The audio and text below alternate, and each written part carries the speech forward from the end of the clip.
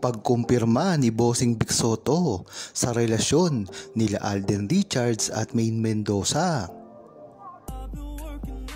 Marami na namang mga bashers ang na-trigger dahil lamang nang nalaman nila na si Bossing Vic Soto lamang ang nakaalam ng kanilang tunay na relasyon. Si Maine Mendoza at Alden Richards nga, kahit hindi pa sila umaamin, ay talagang nagawa na ni Bossing Vic Soto na ihayag ito dati pa man lang. Ang iba kasing mga bashers ay napakahina kung mag-iisip. Ngunit kung talagang tunay na true-blooded Aldam Nation sila, ay malamang ay alam nila ito. Dati pa sa Itbulaga ay pinangangalandakan na ni Bossing Vic Soto ang kanilang relasyon. At kung matatandaan nyo, mangilang beses na tinawag ni Bossing Vic Soto si Maine Mendoza na Mrs. Polkerson. At marami ding instance tawagin ang couple na si Maine Mendoza at Alden Richards na mabuhay ang bagong kasal. Yan ang mga katibayan. Pwede mo itong balikan sa mga past episode ng Itbulaga. Kaya talagang alam natin na ang mga bashers at mga naninira kay Maine Mendoza at Alden Richards ay talagang lahat ay ginagawa na para lamang masira ito. Dahil alam nila na pag si Maine Mendoza at Alden Richards ay nagsamang muli sa isang pelikula, ay tiyak na malalampasan kung sino man ang iniidolo nila. Mahilig nga ang mga bashers na magtago na kunwari ito ay isang parte ng Aldam Nation. Ngunit makikita mo sa sinasabi nila na hindi naman talaga ito kaparte ng fandom. Minsan nga ay nagtatago ito sa fandom ng Aldam Nation, ngunit isa palang Katden fans. Diyan mo talaga malalaman ang pagkakaiba ng buong Aldam Nation sa ibang mga fandom, dahil kahit kailan ay hindi nanira ang mga Aldam Nation sa iba't ibang mga fandom.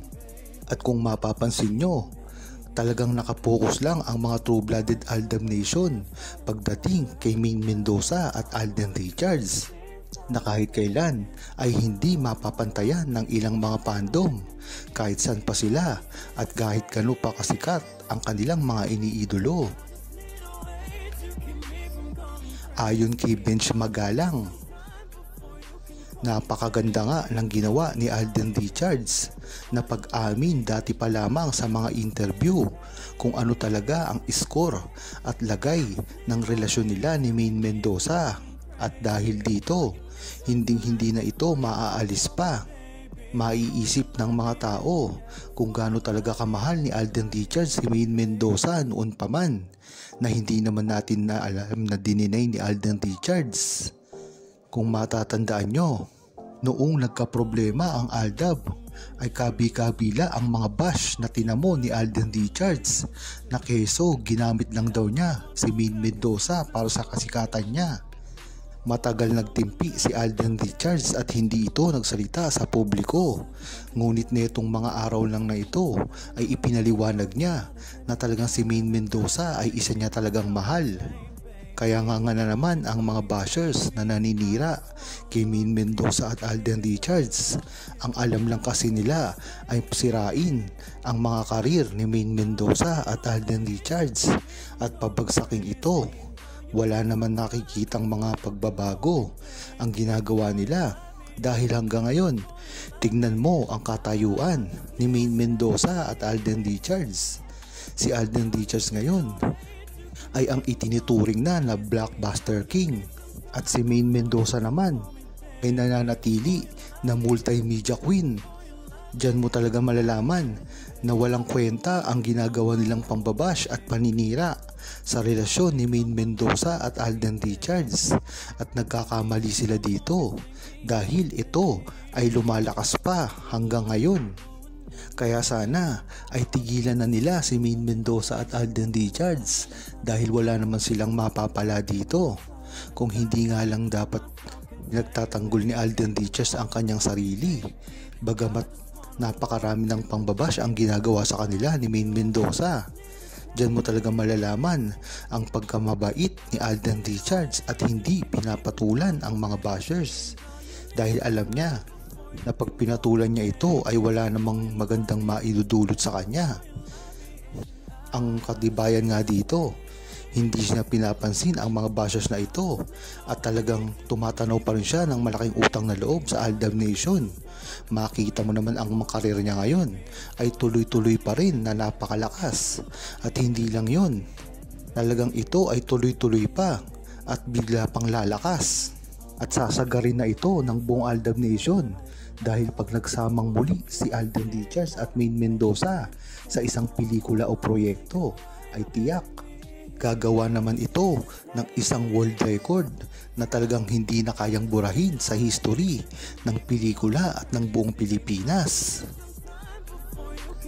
Ayon kay Chanda Valenzuela, masayang ang ginawa ni Alden Richards, Maine Mendoza kung ano man ang natatamo nila ngayon sa kani-kanilang buhay. Kung matatandaan nyo, ay talagang nahihirapan sila dati sa mga ganitong bagay pagka ang mga pinag-uusapan na ay ang love life nila. Kung matatandaan nyo ay hindi man lang makaamin-amin si Maine Mendoza at Alden Richards dahil magtatapos ang karir nila kung sakali nilang aminin ang isa't isa sa kalye-serye at sa kasagsagan ng Itbulaga. Ngunit pagdating ng mga ilang taon ay ganun din ang nangyari. Hindi naman nila maamin ang kanilang tunay na relasyon dahil naman sa kontrata. Kung matatandaan nyo ay iniwasan din ni Maine Mendoza ang kontrata sa GMA7 na network ni Alden Richards.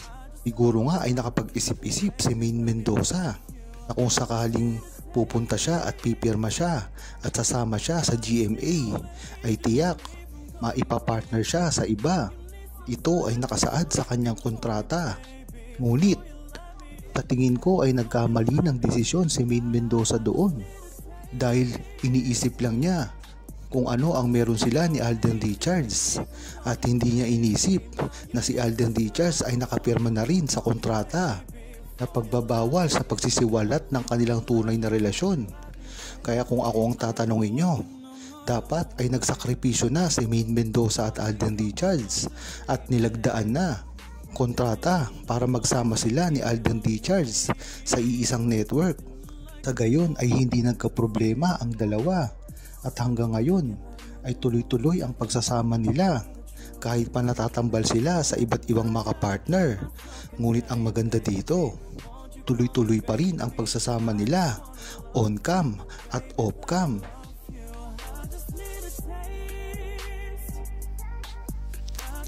Huwag kalimutang mag-subscribe, comment at i-like ang video na ito. Thanks for watching!